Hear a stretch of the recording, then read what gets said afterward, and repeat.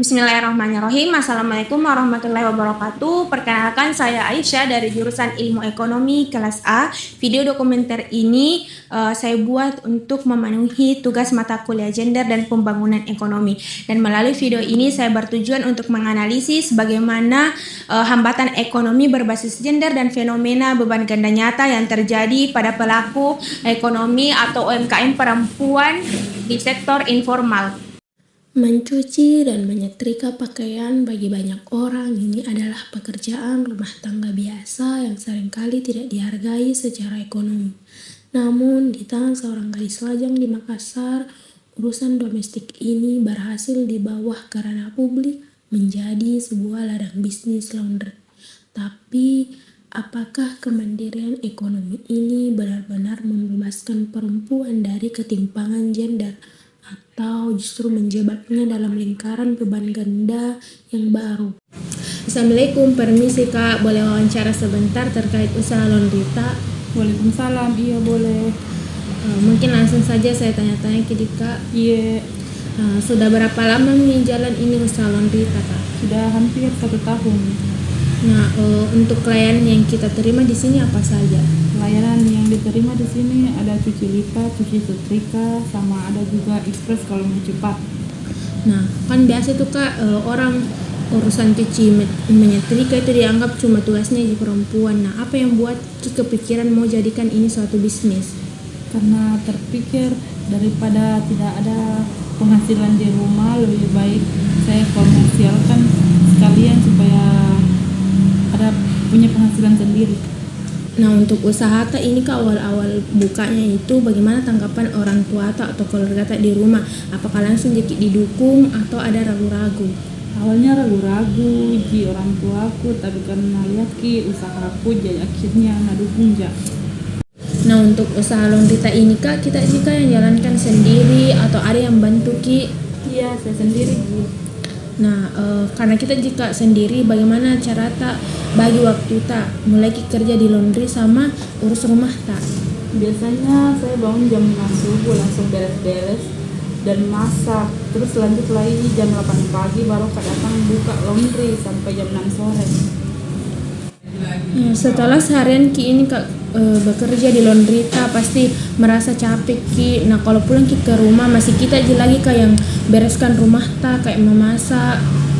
Iya, kadang saya ji kalau malam paling sisa cuci piring sebelum tidur karena tidak enak juga kalau menumpuk.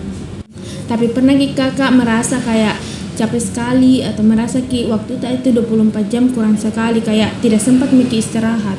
Kadang kalau malam mau langsung istirahat karena seharian jaga di laundry, tapi harus juga diselesaikan kerjaan rumah, jadi kurang sekali waktu untuk istirahat. Nah, ini kan Kak, kalau laundry pasti membutuhkan lumayan banyak lah modal untuk beli-beli semua alat-alatnya. Nah, selama ini pernah kita kesulitan pas mau cari modal tambahan, baik itu di bank atau koperasi? Sejauh ini tidak pernah ada niatku untuk ambil pinjaman di bank atau koperasi karena orang tua yang kasih modal.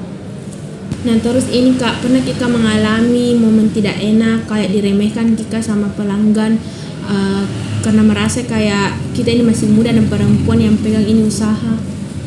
Alhamdulillah sejauh ini belum pernah mengalami hal yang seperti itu Kak.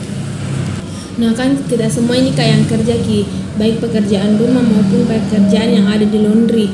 Nah, biar dirasa tidak gampang Ki kelelahan, menurut Tak bagaimana pembagian tugas rumah tangga atau pekerjaan di rumah dengan Laundrita? Apakah butuh Ki harusnya itu saudara laki-laki Tak atau saudara perempuan Tak maupun itu keluarga Tak bantu Ki? Harusnya harapanku itu Kak, keluargaku bisa bantu minimal bantu kerjaan yang di rumah supaya tidak saya semua yang kerjakan pas pulang kerja. Nah, ini mungkin pertanyaan terakhir dari saya Kak. Nah, sebagai pengusaha perempuan, bantuan atau fasilitas apa yang paling kita harapkan dari pemerintah sekarang? Misalnya Kak, mau Ki ada pinjaman modal khusus perempuan yang tidak pakai syarat yang ribet supaya bisa Ki upgrade mesin Tak? Iya, itu yang paling saya butuhkan, kalau bisa pemerintah kasih pinjaman modal khusus untuk UMKM perempuan tanpa syarat jaminan yang berat. Kalau modalnya lancar, saya bisa menambahkan mesin agar pakaian tinggal menumpuk, jadi bisa selesai cuciannya dengan cepat. Oh Kak, jadi pinjaman modal khusus untuk UMKM perempuan di sini belum ada, Dik? Sudah ada sebenarnya, cuman dipilih-pilih. Jadi tergantung orang yang dapat. Oh jadi begitu deh Kak. Mungkin itu saja yang bisa saya tanyakan hari ini. Makasih sudah bersedia untuk diwawancarai dan maaf sudah mengganggu waktunya Kak. Iya, tidak apa-apa. Terima kasih Kak. Iya. Menyuruh perempuan bekerja lebih keras bukanlah solusi untuk mencapai keadilan gender. Di tingkat mikro, dibutuhkan redistribusi atau pembagian kerja domestik yang adil di dalam rumah bersama keluarga.